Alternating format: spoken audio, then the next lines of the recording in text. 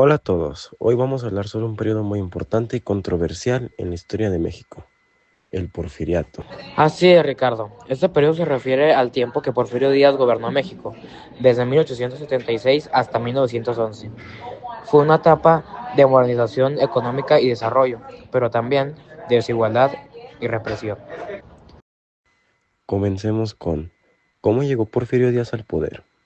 Todo empezó con su lema, sufragio efectivo, no reelección.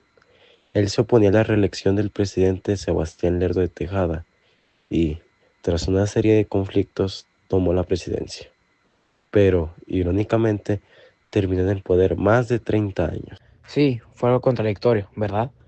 En un inicio Díaz prometió democracia, pero luego modificó las leyes para poder mantenerse en el poder. Controlaba la política y limitaba las libertades. Exactamente. Aunque muchos lo apoyaban por la estabilidad que trajo, no toleraba la oposición. Quienes se les oponían eran perseguidos, encarcelados o exiliados. La censura también fue clave, y la prensa tenía poco margen para criticarlo. Pero, a pesar de esta represión, no todo fue negativo. En términos de economía, Díaz buscó modernizar México.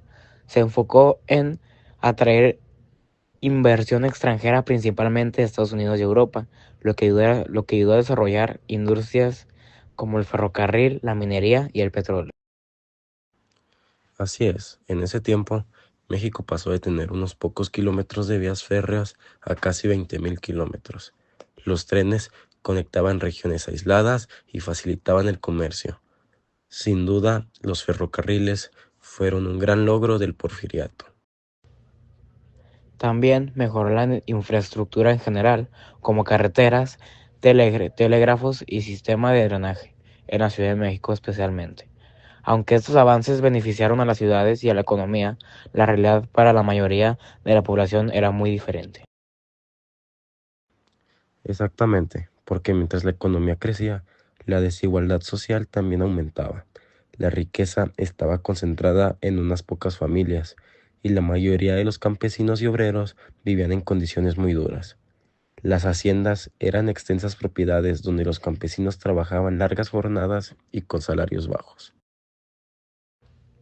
Muchos campesinos perdieron sus tierras debido a la ley de deslines, que permitió que empresarios extranjeros y nacionales compraran grandes extensiones. Esto empobreció aún más a las comunidades indígenas, que quedaron casi sin tierra. Y para quienes trabajaban en las fábricas, las condiciones no eran mucho mejores. Las jornadas laborales eran de hasta 12 horas, los salarios eran muy bajos y no existían derechos laborales. Las huelgas de Cananea en 1906 y Río Blanco en 1907 fueron ejemplo de cómo los trabajadores empezaron a exigir mejoras. Sí, esas huelgas fueron momentos clave de protesta contra el régimen de Díaz, aunque fueron reprimidas violentamente. Por cierto, durante el Porfiriato también hubo avances en educación, cultura y lo demás. Díaz promovió el positivismo, una corriente filosófica que buscaba el orden y el progreso a través de la ciencia. Eso influyó en el sistema educativo. Justo Sierra, uno de los colaboradores de Díaz, fundó en 1910 la Universidad Nacional de México, hoy la UNAM. Esto fue un paso importante para la educación superior en el país. Además, la influencia europea, especialmente la francesa, era evidente. Las élites mexicanas adaptaron modas y estilos afrancesados. Incluso la arquitectura de la Ciudad de México refleja ese gusto por lo europeo, como el Palacio de Bellas Artes y el Ángel de la Independencia.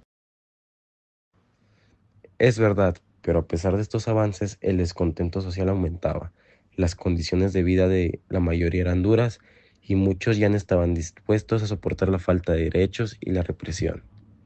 Fue entonces cuando surgió un personaje muy importante, Francisco I. Madero.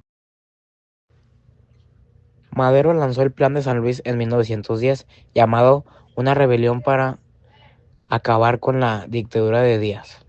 Prometía elecciones libres y un gobierno democrático. Así comenzó la Revolución Mexicana. Al año siguiente, en 1911, Porfirio Díaz finalmente renunció y se exilió en Francia, donde murió unos años después. Así terminó el porfiriato, pero su legado y las tensiones sociales que dejó marcaron profundamente la historia de México. Exacto, ese periodo dejó avances en infraestructura, economía, pero también un gran resentimiento y desigualdad. La Revolución Mexicana fue el resultado de estas tensiones acumuladas. Esperemos que este video del Porfiriato les haya ayudado a entender mejor este capítulo de la historia mexicana. Nos vemos en el próximo video para seguir explorando nuestro pasado.